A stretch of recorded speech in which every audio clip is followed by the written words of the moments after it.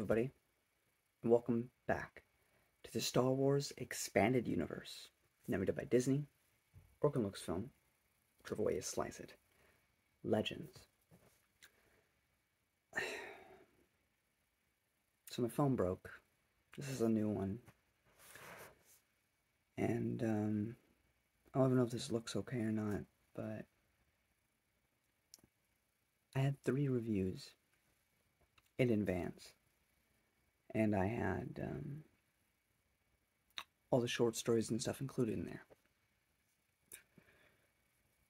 But my phone broke, and getting all that stuff over has been hard. So I decided to just do a trilogy here as a way to kind of make up for it. That being said, it's not going to be as good as my actual reviews because now it's been a while since I read it. I also haven't been feeling well this past week. So the motivation to keep reading the Thrawn trilogy has been really hard because, like, first off, my 3 videos can't even be uploaded and I'm not feeling well. So it was kind of hard. And this is also my 3rd time doing this because I tried doing this on StreamYard and you could barely understand it. So I don't know. I'm sorry that this isn't what it should have been. Starting with Solo Command. I love it. It's a great addition to the X-Wing books by Aaron Alston. It has an issue of not being able to finish off Zinj. And that is due to the fact that it's a prequel to Courtship. So there's not much that can be done about that. There's a lot of great moments with Han Solo that I think help the next book that we'll talk about even more. But I don't think it's better than Iron Fist, purely for that emotional impact that the last one gives you. And it's also been a while since I read, so I'm not going to give you in detail stuff about it. But it was overall a really good read, and I do recommend it. Moving on to Courtship of Princess Leia by Dave Wolverton. May he rest in peace. This book is a romantic comedy. It is a book about Han and Leia finally tying the knot. But before that, drama. So, as we saw from the X-Wing books, it has been many, many months since Han has legitimately spent any time with Leia, due to the fact that he has been in this military campaign to defeat Warlord Zinj. He's had no time to spend with Leia. Leia, on the other hand, has been dealing with her own political crap and has had no time to spend with, her boyfriend. But this book is extremely important in the continuity of the EU and the future stories within the EU for everything that it brings to the table.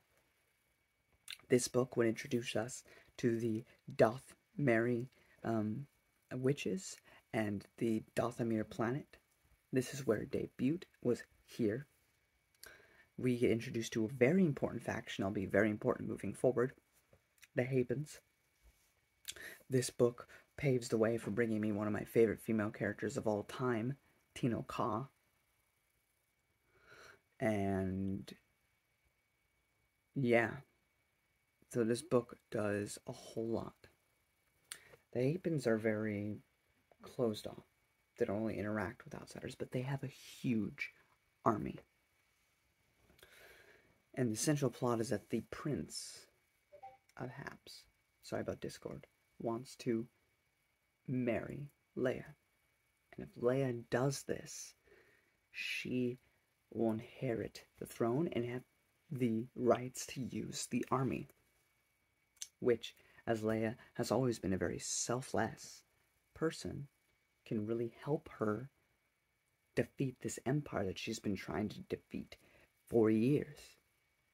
So does she stay true to her true love and get married for happiness' sake? Or does she take into consideration the needs of the many? And that's the essential conflict of the film, of the book.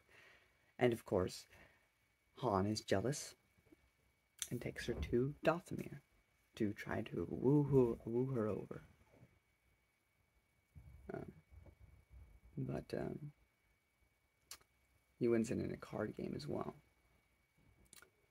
But of course, Dathomir is a bit more hostile than was led to believe. And Isildur, the Prince of Hades. What helps this dynamic is that usually in a generic story like this, you'd have like a big douche. And the lovable idiot. And it's clear who she should choose. I mean, obviously it's Han because he's from the films. But Isildur is a really nice guy. He's not a jerk. He's a legitimately good person. And attractive. And has a powerful army on his back. So, it's a bit more of a challenge for Leia than you would think.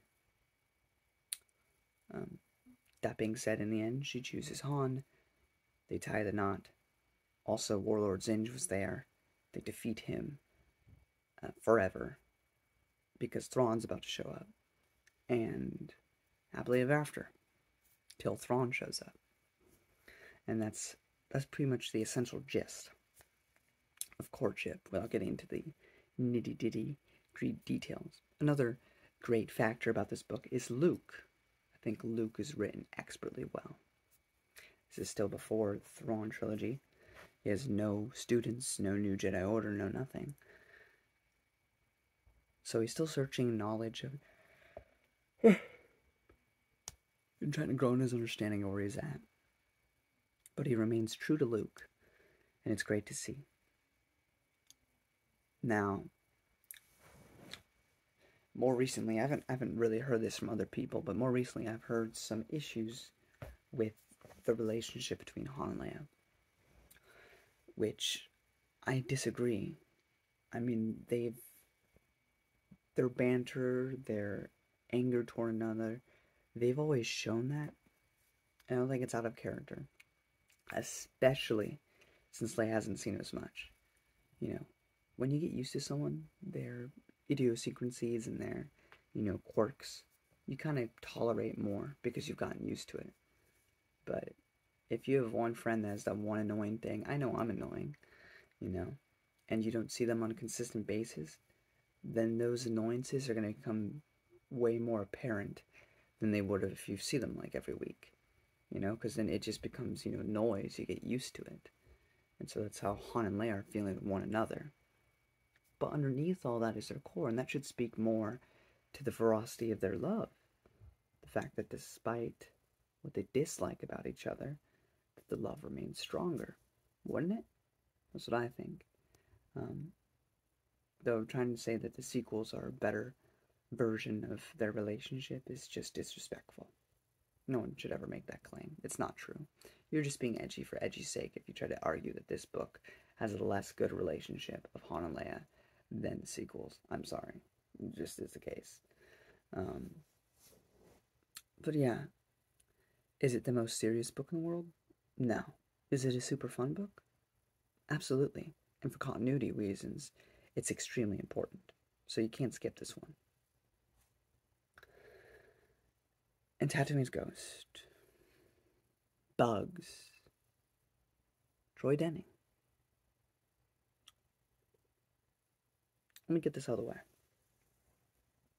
If you don't like the prequels, you won't like this book.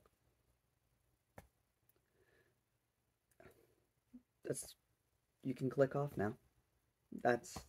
If you're one of those people, I can't say anything that will convince you otherwise. You won't like this book. Because you don't like the movies. Now for the rest of you. This is a very small tale.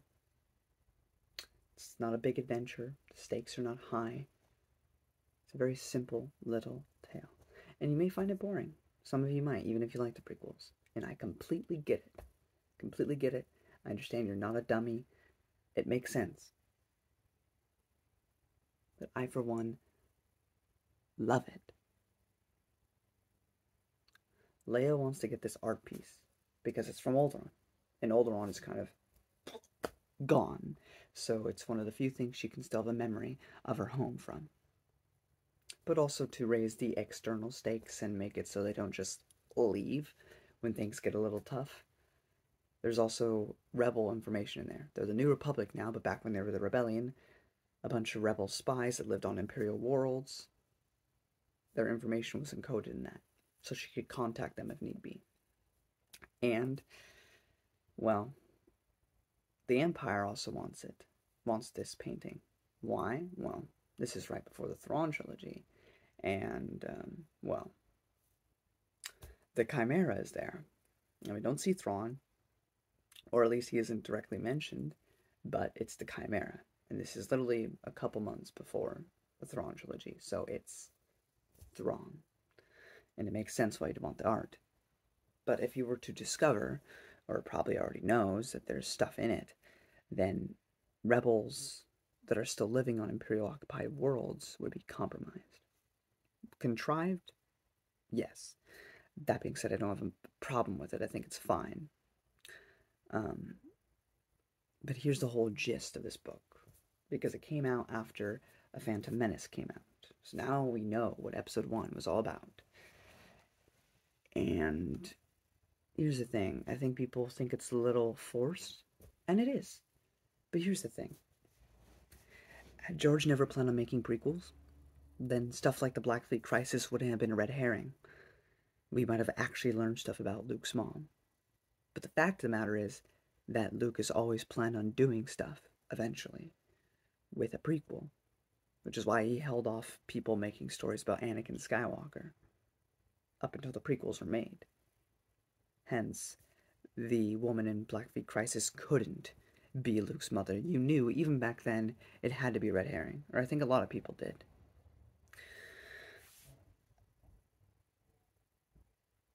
But had that not been the case, they would have done it. And so this is just a natural progression of that. I understand why people might not like it, but they go to Tatooine because that's where the painting is. And while Leia's on Tatooine, she meets Kitster because he's still there. Or goes back, I guess, because I think he left and the episode 1 adventures with his dad. No, he stayed. Right, he stayed. Never mind. But he's still there. And, Leia and Han learn about the pod racing. We also learn that Shmi had a diary of sorts. That was always intended for Anakin, but I don't think Anakin ever got. And so Leia gets to learn about her grandma, and through that learn a little bit about her father, which is also another way to tie up a loose thread, because by the end of Truce Bakora, Leia accepted that Vader was her father. But she didn't accept Anakin. She just simply accepted the truth. And it took this book for her to actually reconcile that anger. Because she's been holding on to that for all these books we've been talking about. And it gives even greater weight to Dark Empire and all the stories thereafter, because she names her third kid Anakin. Way to go. Here, Dad. Here's your redemption through my son to redeem your name. And that's powerful. Nothing much happens in this book. She just learns a lot about the prequels, or about episode 1 specifically.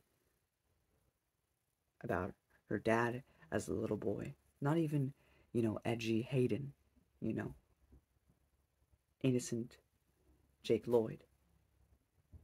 She gets to see her father in a whole new light. Um, and she gets to learn about her grandmother. And it's just a great little story. It's nothing grand, it's nothing spectacular, but I think it's good. And even as someone who likes post Return of the Jedi, sorry, not post NJO, this is my favorite Denning book by far. And I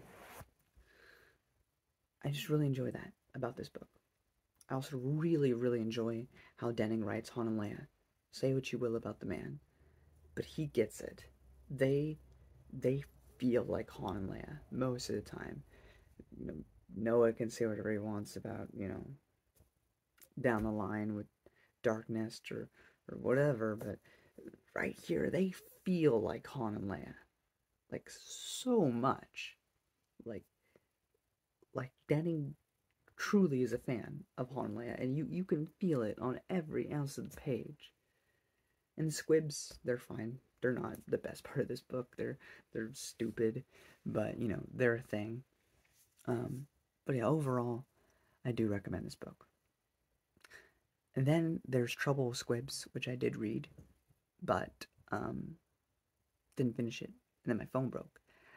So from what I read, it was a fine little story that takes place after Tatooines Ghost. So when I come back, I'll be with this new phone, and we will begin the Thrawn trilogy. Till then, guys, may the Force be with you.